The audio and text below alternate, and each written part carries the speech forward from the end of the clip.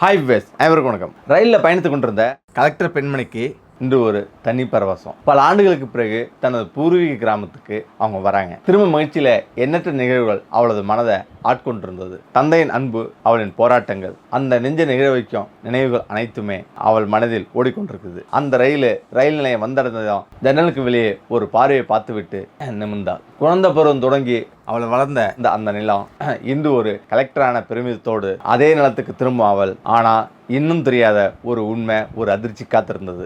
அந்த ரயில் நிலையத்திலிருந்து இறங்கி வெளியே வந்த பிறகு திடீரென பிச்சைக்காரன் மீது அவளுடைய பார்வை விழுந்தது. ஆனா அவனை கண்டு காணாமலும் நடந்து போறா. முதலில் அவனை பொருட்படுத்தாம சென்று விடுறா. ஆனா மனம் ஒரு இடத்தில் நின்று விட்டது. அந்த பிச்சைக்காரன் தான் கிண்ணத்துல இருந்த நாணயங்களை ஒன்னொன்னா எண்ணிட்டு இருக்கான். அவள் மெதுவாக அவனிடம் சென்றாள். கண்கள் நம்ப மறுக்க, உதடுகள் துடித்தது, கண்கள்ல நீர்கள் மலர்ந்தது. அப்பா, நீ எப்படி இருக்கிற? அந்த ஒரு கணம், அந்த ஒரு வார்த்தை பிச்சைக்காரன் தலையை மெதுவாக நிமித்தினான். அவளது குரலை கேட்டவுடன் அவனது கண்கள்ல கண்ணீர் பெருகுது. அந்த கணம் இருவருக்கும் மட்டுமல்ல, பார்ப்பவர்களின் இதயத்தையும் துளைக்க செய்தது. ஆனா யார் இந்த பெண்? அவள் யாரை அப்பா என்று அழைக்கிறாள்? அவர் உண்மையில் அவளுடைய தந்தையா? எப்படி ஒரு கலெக்டர் பெண்ணின் தந்தை பிச்சைக்காரனாக மாறினார்? இத்தனை வருடங்களுக்கு முன் நடந்ததுதான் என்ன? அந்த நெஞ்சை கணக்க வைத்த சம்பவம் தான் என்ன? முழு உண்மையை அறிய வீடியோவை கடைசி வரலையும் பாருங்க. நண்பர்களே, ஒரு சிறிய கிராமத்துல ஒரு சிறிய குடும்பம். அவர்கள் பணக்காரர்கள் அல்ல, பெரிய கனவுடன் வாழ்கிறார்கள். அந்த குடும்பத்துல அப்பா, அம்மா மற்றும் 10ஆம் வகுப்பு படிக்கும் ஒரு சிறுமி. அவள் பெயர் ராதா. ராதா ஒரு புத்திசாலி மாணவி. அவளுக்கு புத்தகங்களை பிடிப்பது மட்டுமல்ல, வாழ்வில் உயர்வது பற்றிய கனவுகளும் உயர்ந்திருந்தது. ஆனா அவளுடைய கனவுகளை விட பெரியது அவர்களின் பெற்றோருடைய கனவு. எங்கள் மகள் வளர்ந்து பெரிய அதிகாரியாக வாழ வேண்டும், கிராமத்துக்கே பெருமை சேர்க்க வேண்டும். இதுவே அந்த தாய் தந்தையின் ஒரே ஆசை. அவர்கள் மிகவும் ஏழ்மை நிலையில வாழ்ந்தாலும் மகளின் படிப்புக்காக எதையும் செய்ய தயார். அதனால்தான் அவர்கள் இன்னொரு குழந்தையை பெற்றுக்கொள்ளவில்லை. 2 குழந்தைகளை நாங்கள் வளர்க்க முடியாது, ஆனால் ஒருத்தியாவது வாழ்வில் உயர வேண்டும் என நினைத்தார்கள். அவருடைய வாழ்க்கை என்பது மகளுக்காக செய்த தியாகங்களின் தொடர்ச்சி தான். பகலெல்லாம் செங்கல் சூளையில் வேலை, தூசி, புகை, கடுமையான உழைப்பு. ஆனால் அந்த உழைப்பை அவங்க சந்தோஷமாக ஏற்றுக்கொண்டாங்க. ஏன்னா அவளுடைய உழைப்பின் பயனா அவளுடைய மகள் ராதா பெரிய அதிகாரியாக ஆக வேண்டும். இதுதான் அந்த தாய் தந்தையின் ஒரே ஆசை. 10ஆம் வகுப்பு முடிந்தது. ராதா சிறப்பாக தேர்ச்சி பெற்றார். கிராமமே கொண்டாடியது. நீ இன்னும் படிக்க வேண்டும், ஒரு பெரிய அதிகாரியாக ஆக வேண்டும் என்று அனைவரும் ஊக்கமளிக்கிறாங்க, ஆர்வமளிக்கிறாங்க. ஆனா இது எல்லாம் காண ஒரு உயிர் மட்டும் இல்லை. ராதாவின் அம்மா உடல்நல குறைவு காரணமா திடீரென உயிரிழக்கிறாங்க. அவளது இறப்பு லால் சிங்கிற்கும் ராதாவுக்கும் பேரிழப்பாக இருந்தது. ஆனா அவள் மரணத்துக்கு முன் மகள் படிப்பை நிச்சயமாக நிறைவேற்ற வேண்டும் என்பதே அவளது கடைசி ஆசை. அம்மாவின் இறப்பு ராதாவின் இதயத்தை உடைத்து விட்டது. ஆனா அவள் தந்த லால் சிங் உறுதி கொண்டார். உன் அம்மாவின் ஆசையை நிறைவேற்ற வேண்டும் என கூறினார். அம்மாவின் ஆசையை நிறைவேற்ற ராதா உற்சாகமாக படிக்க ஆரம்பிக்கிறார். பல இரவுகள், பல நாள் கடுமையான உழைப்பு. இறுதியாக 12ஆம் வகுப்பு தேர்வில் மிகுந்த மதிப்போடு தேர்ச்சி பெறார். இப்போதுதான் ராதா பட்டப்படிப்புக்கு செல்ல வேண்டும். ஆனால் இது அரசு பள்ளியில் படிப்பது போல இல்லை. பல செலவுகள், பல புத்தகங்கள், கட்டணங்கள், கல்லூரி செலவுகள் அனைத்தும் பெரும் செலவாக மாறியிருந்தது. காலையில் சூளையில் வேலை, மாலையில கூலி வேலை. மகளுக்காக உயிரைக்கூட பொருட்படுத்தாம உழைத்து கொண்டே இருந்தார் மனிதன் லால் சிங். ராதா தனது தந்தை தனக்காக கடினமாக உழைக்கிறார் என்பதை அவள் உணர்ந்தா.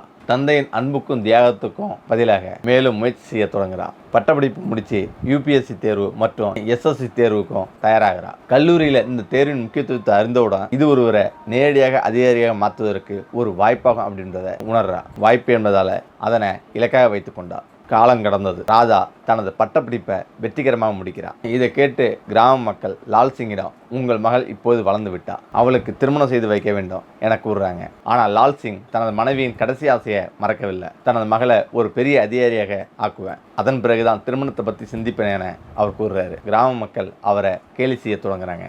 அதிகாரியா? நம்ம கிராமத்துல 10ஆம் வகுப்பு படிக்கிறதே பெரிய விஷயம், உங்கள் மகள் எப்படி ஒரு அதிகாரியா ஆக முடியும் என சுற்றி நின்று கேள்வி எழுப்பினர். ராதாவும் UPSC தேர்வு மற்றும் SSC தேர்வுக்கும் ரெடியாக வேண்டி டெல்லி செல்ல வேண்டி இருந்தது. ஆனா மனதில் ஒரு குழப்பம். நான் டெல்லிக்கு போனா அப்பாவை யார் கவனித்துக் கொள்வார்கள்? அவர் எனக்காக இப்போது வரை கடுமையாக உழைத்திருக்கிறார். என் பயிற்சிக்காக செலவழிக்க அவருக்கு எங்கிருந்து பணம் இருக்க போகிறது? இந்த எண்ணங்களால அவள் அமைதியாக வீட்டுக்குள்ள அமர்ந்து கல்லூரிக்கு செல்லாமல் இருக்கிறார். ஒரு நாள் லால் சிங் இதை கவனிக்கிறார். நீ ஏன் இப்போதெல்லாம் படிக்க போவதில்லை என்று அவர் கேட்கிறார். முதலில் ராதா அமைதியாக இருக்கிறார். பின்னர், அப்படி எதுவும் இல்லை அப்பா, என் படிப்பு முடிந்து விட்டது, இப்போது நான் வேலைக்கு விண்ணப்பத்திற்காக தயாராக இருக்கிறேன் என பதிலளிக்கிறார். அதை கேட்டு லால் சிங் ஆச்சரியமடைகிறார். என் மகள் எப்போதும் பெரிய அதிகாரியாக ஆக வேண்டும் என்பதுதான் அவருடைய கனவு, அவருடைய மனைவியின் கனவு கூட என நினைத்தேன். ஆனால் இன்று அவர் வெறும் வேலைவாய்ப்பை பற்றி மட்டும் அவர் பேசுகிறார். அவர் அருகில் அமர்ந்து, மகளே என்ன நடந்தது என்று சொல்ல முடியுமா என கூறுகிறார். அந்த கேள்வியை கேட்டவுடன் ராதாவின் கண்கள் கண்ணீரால் நிரம்புது.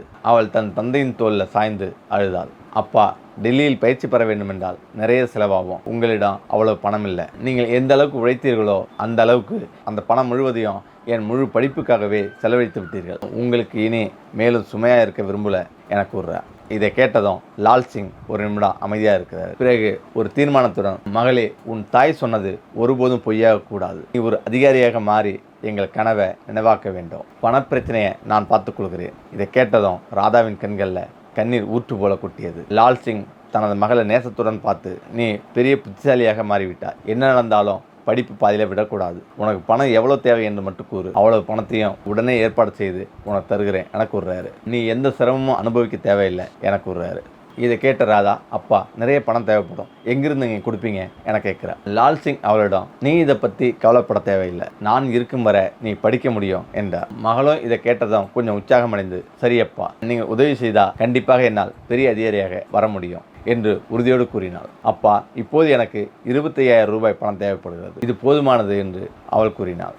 ஆனால் லால் சிங், இல்லை, நீ அதிகாரியாக மாறும் வரை உன் தேவைக்கேற்ப பணத்தை சொல்லு, நான் அவ்வளவு பணத்தையும் ஏற்பாடு செய்து கொடுப்பேன். அந்த தொகையில் நீ உன் மேல் படிப்பை தொடரலாம் என்றார் அவர். இதை கேட்ட ராதிகா, அப்பா, குறைந்தபட்சம் 2.5 லட்சம் ரூபாய் தேவைப்படும், நீ எங்கிருந்து கொண்டு வருவீங்க, எங்கிருந்து இவ்வளவு பணம் ஏற்பாடு செய்வீங்க என்று கவலையுடன் கேட்டாள். லால் சிங், நீ கவலைப்படாதே, அவ்வளவு பணத்தையும் நானே ஏற்பாடு செய்கிறேன் என்று மகளுக்கு நம்பிக்கை அளித்தார். பின்பு தனது வீட்டை விற்பது பற்றி கடன் கொடுத்தவரிடம் கேட்கிறார். அவருக்கு வேறு எந்த நிலமும் இல்லாததால மகளின் எதிர்காலத்துக்காக வீட்டை விற்க தயாராகிறார். தீர்மானித்தார். மகள் ஒரு அதிகாரியாக ஆகும்போது நாம் மீண்டும் ஒரு புதிய வீட்டை வாங்கலாம் என அவர் தீர்மானிக்கிறார். அவர் மனதில் எண்ணினார். வழக்கமாக கடன் தருபவருடன் சென்ற லால் சிங், ஐயா, தயவு செய்து இந்த வீட்டை விட்டு என் மகளின் கல்விக்காக பணம் தாருங்கள், ஆனால் அவளுக்கு இது பற்றி தெரியக்கூடாது என கண்டிப்புடன் கூறுகிறார். அவள் நகரத்துக்கு செல்லும் வரை இந்த வீட்டிலேயே தங்கிக் கொள்கிறோம் என்று கூறினார். கடன் கொடுத்தவர் சம்மதித்து வீட்டுக்கு ஈடாக 5 லட்சம் ரூபாய் வழங்கினார். மீதமுள்ள 1 லட்சம் ரூபாயை நான் இந்த வீட்டில் தங்கும் வரை அதை வாடகையாக கருதுங்கள் என கூறினார். இதன் பிறகு லால் சிங் தனது மகளை நகரத்துக்கு கொண்டு சென்றார். அங்கு ராதாவுக்காக ஒரு வங்கி கணக்கு தொடங்கி பணத்தை செலுத்தி பாஸ்புக்கை அவளிடம் கொடுக்கிறார். நீ என்னிடம் கேட்ட பணம் கிடைத்து விட்டது. இப்போது என் கடைசி நம்பிக்கை என்னவென்றால், நீ ஒரு பெரிய அதிகாரியாக ஆக வேண்டும். அதற்கு முன் நீ இந்த கிராமத்துக்கு திரும்பி வராது. என் மகள் அதிகாரியாக ஆகாமல் நான் திரும்புவதை நான் விரும்பவில்லை என கூறுகிறார். ஏனெனில் கிராம மக்கள் என்னை பல வழிகளில் கேலி செய்தார்கள் என்று உணர்ச்சி பூர்வமாக கூறுகிறார். இவ்வாறு தனது மகளுக்கு கல்வி கற்பிக்க வேண்டும் என நினைக்கிறார். உறுதியோடு இருக்கிறார் அவளின் தந்தை. இதையடுத்து ராதா டெல்லிக்கு செல்கிறார். அவளுடன் சேர்ந்து அவளுடைய கல்லூரியில் இருந்து வந்த சில மாணவர்களும் இருக்கிறார்கள். அவர்கள் அனைவரும் டெல்லியில் சேர்ந்து UPSC மற்றும் SSC போட்டித் தேர்வுகளுக்கு தயாராக தொடங்குகிறார்கள். காலம் செல்ல தேர்வு எழுதும் நாள் வருகிறது. ராதிகா உற்சாகத்துடன் தேர்வு எழுதுகிறார். ஆனால் முடிவுகள் வெளியானதும் அவளது நம்பிக்கை தகர்ந்து போகிறது. காரணம், அவள் முதலாக எழுதிய தேர்வில் தோல்வி அடைந்திருக்கிறாள். இதை கேட்டதும் அவளுடன் சேர்ந்திருந்த தோழிகள் அனைவரும் ஏமாற்றமடைந்து தங்கள் வீடுகளுக்கு திரும்பி விடுகிறார்கள். ஆனால் ராதிகா விலகவில்லை. நான் திரும்பினா ஒரு அதிகாரியாக தான் திரும்ப வேண்டும், இல்லை என்றால் திரும்ப மாட்டேன் என்று தந்தைக்கு தந்த வாக்குறுதியை நினைத்து அவள் மீண்டும் அங்கே தங்குகிறாள். மீண்டும் படிப்பில் முழுமையாக கவனம் செலுத்துகிறாள். தனியாக இருந்தாலும் இரவும் பகலும் கடுமையாக உழைக்கிறாள். 2வது முறையாகவும் அவளது முயற்சி தோல்வியடைகிறது.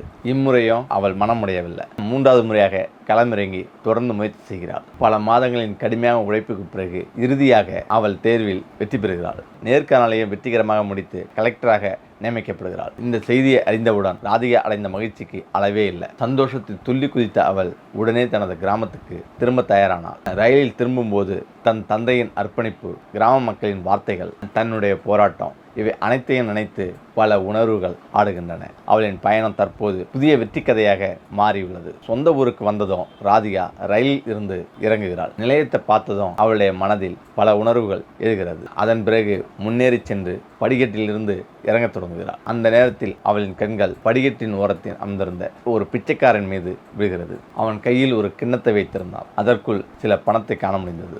அவன் அந்த பணத்தை எண்ணிக்கொண்டிருந்தான். இதை கண்ட ராதிகா திடீரென்று அந்த பிச்சைக்காரன் மீது பாய்ந்தாள். அவன் அருகில் வந்து, அப்பா, எப்படி இருக்கீங்க என்று உருக்கத்துடன் கேட்டாள். அந்த பிச்சைக்காரன் அவளது குரலை கேட்டதும் அசந்து அவளை நோக்கி பார்த்தான். அடுத்து நொந்த மனதுடன் அழத் தொடங்கினான். ஆமாம் நண்பர்களே, அந்த பிச்சைக்காரன் ராதாவின் தந்தை லால் சிங்கே தான்.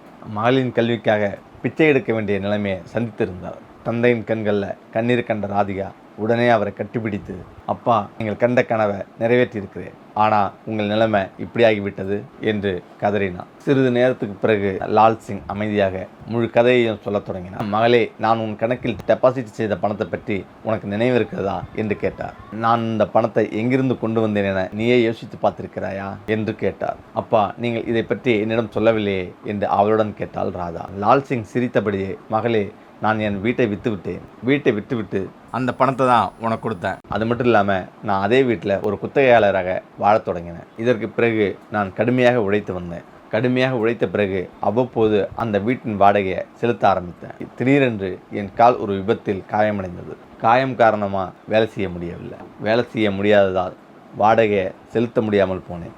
இதனால் அவர்கள் என்னை வீட்டை விட்டு வெளியேற்றினர்.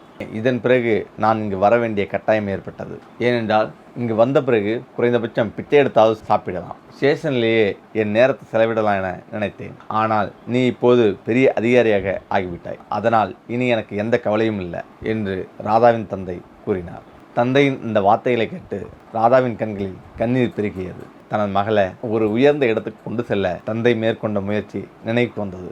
பிறகு தனது தந்தையை தன்னுடன் அழைத்து சென்று நேராக கிராமத்துக்கு செல்கிறாள். கிராமத்துக்கு வந்தவுடன் அவள் தன் தந்தையை வீட்டுக்குள் வைத்துக்கொண்டு வீட்டு உரிமையாளருக்கு சிறிது வாடகையை செலுத்துகிறார். மீதமிருந்த பணத்திலிருந்து சிறிது பணத்தை செலுத்திய பிறகு, அப்பா, நீங்கள் இனி இந்த வீட்டில் வசதியாக வாழலாம், நான் அவ்வப்போது உங்களுக்கு பணம் அனுப்புவேன் என கூறுகிறாள். ராதிகா பயிற்சிக்காக செல்லும் முன் கிராமத்தில் உள்ள ஒரு நபரை தனது தந்தையின் நலனை கவனிக்க சொல்லி, நான் எவ்வளவு பணம் அனுப்பினாலும் அதை என் தந்தைக்கு சரியாக வழங்க வேண்டும் என்று கேட்டுக்கொண்டாள். அந்த நபர் நேர்மையானவர் என்பதால் லால் சிங்கை அவளது தந்தையை நன்றாக கவனித்துக் கொண்டார். சுமார் 2 ஆண்டுகளுக்கு பிறகு ராதா ஒரு மாவட்டத்துக்கு பணியமர்த்தப்படுகிறார்.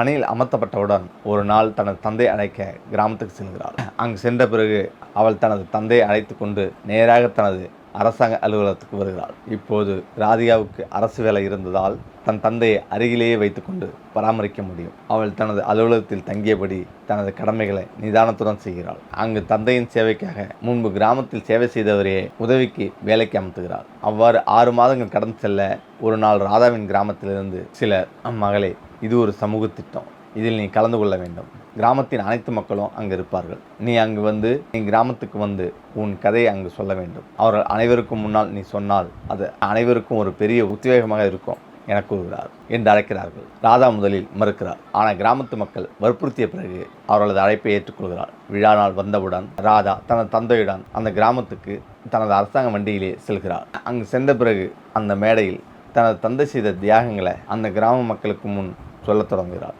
கிராம மக்கள் அவளது போராட்டத்தின் முழு கதையும் கேட்டபோது அவர்களின் கண்களில் கண்ணீர் வழியத் தொடங்கியது. அவர்கள் அனைவரும் லால் சிங்குக்கு அதிக மரியாதை செலுத்த தொடங்கினர். அவரது தியாகங்களும் மகளுக்காக எடுத்த கடினமான முடிவுகளும் அனைவரின் மனதையும் கொள்ளை கொண்டன. இதற்கு பிறகு ராதா தனது பணியை தொடர்ந்து செய்தார். சுமார் 2 ஆண்டுக்கு பிறகு இப்போது தனக்கு சமமான ஒரு அதிகாரியை மணக்கிறார். திருமணத்துக்கு முன் அந்த அதிகாரியிடம், எனக்கு ஒரு தந்தை இருக்கிறார், திருமணத்துக்கு பிறகு அவர் எங்களுடன் இருப்பார் என்று ஒரு நிபந்தனையை விதித்திருந்தார். முதலில் அந்த அதிகாரி மறுத்தாலும், ஆனால் ராதா தனது தந்தையின் தியாகத்தை பற்றி அவருடன் எடுத்து கூறிய பிறகு அவர் உணர்ச்சியுடன் அவளை பார்த்து, உனது தந்தை நம்முடன் இருப்பது எந்தவிதமான பிரச்சனையும் இல்லை என கூறுகிறார். ராதா தற்போது தனது தந்தையையும் தன்னுடன் வைத்துக்கொண்டு தனது திருமண வாழ்வை சந்தோஷத்துடன் கழிக்கிறார். நன்றி, வணக்கம்.